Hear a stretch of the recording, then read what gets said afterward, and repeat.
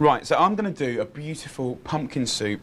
You could use any good dense pumpkin you like. I'm using the musc de Provence. You could use the onion squash, the butternut squash, whatever you feel might be appropriate. Give it a bash. Slice this up into big old flabs. Push that just to one side. Here I've got some basic soup ingredients. Couple of carrots, couple of garlic cloves, couple of onions, couple of celery sticks. And that is the base to the soup. I want to roughly chop the celery because I'm going to puree this soup. I'm going to whiz it up with a hand blender so it's nice and silky. So at the end of the day, if it's a little bit chunky, it really doesn't matter. Onion, cut it in half. Just roughly slice it again.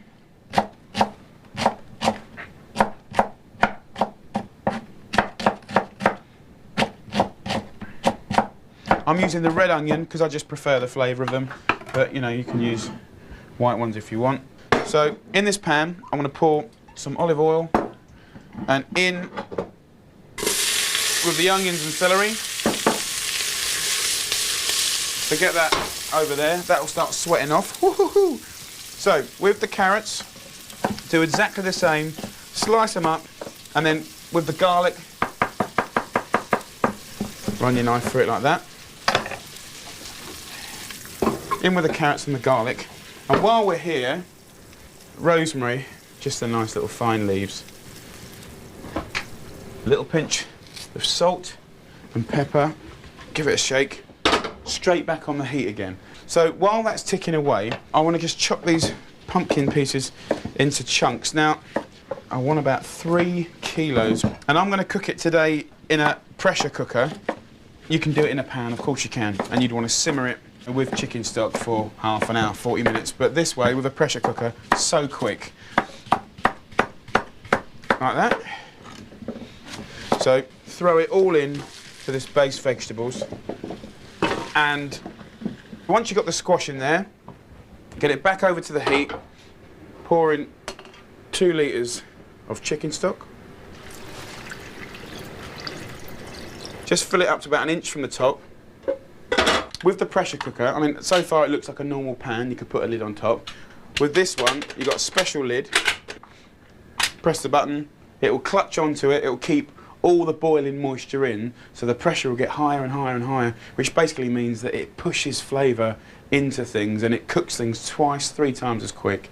Now, while this is coming to the boil, I want to have a little bit of a rework on kind of a crouton, really. So I'm going to go much more Italian style-y. I want a slice of the ciabatta, like that. I've got a pan here that's been heating up. A little bit of olive oil in the pan. Okay. And I'm just going to pick some sage. Pick the sage leaves in. 40 seconds. The room starts to smell incredible. Give them a good old fry up. As soon as you think they've gone crispy and they go a slightly darker green colour, bring it over here. Push it off one side. Just like that. Onto the board. Like that. Now, in here, you've got left some olive oil, right? But it will taste incredible now. So then you can get your ciabatta, turn it around in the oil, take it out. Turn it around in the oil, take it out. Right, so that's going to flavour your toast. Get rid of the oil. I'm going to put that back on the heat. And then while this is here, I want to get some Parmesan.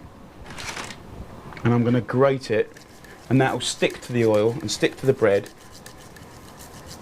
And then you can kind of pat it down. And then turn it over.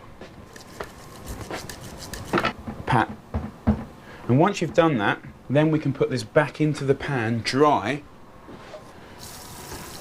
Like a minute or so, and it will just go golden on both sides. And you can see this is boiling now. So once the toast has been in there a little bit, you can turn them round. Just turn it over. Lovely colour. You can see how the cheese is just cooked into the bread and it's toasted all at the same time. It's like croutons with a bit of attitude, you know.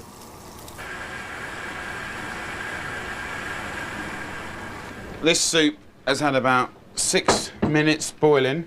Just going to release the steam. Let's get a nice blender. Plug it in.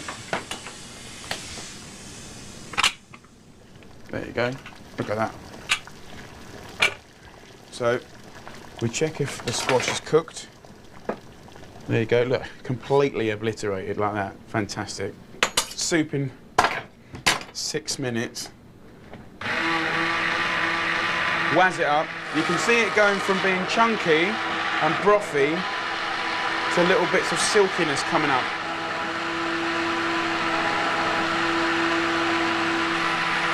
We have a little taste.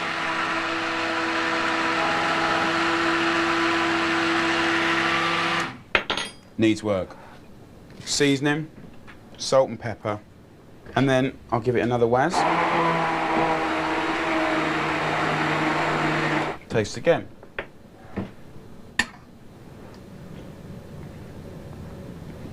Tiny little bit more. And that is an incredible soup. Really, really good.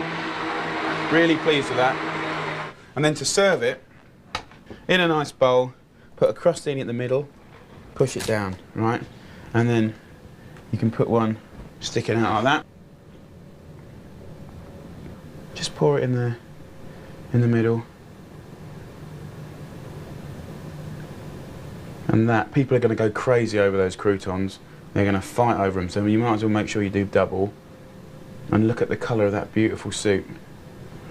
And that soup, that will soak in to the crostini.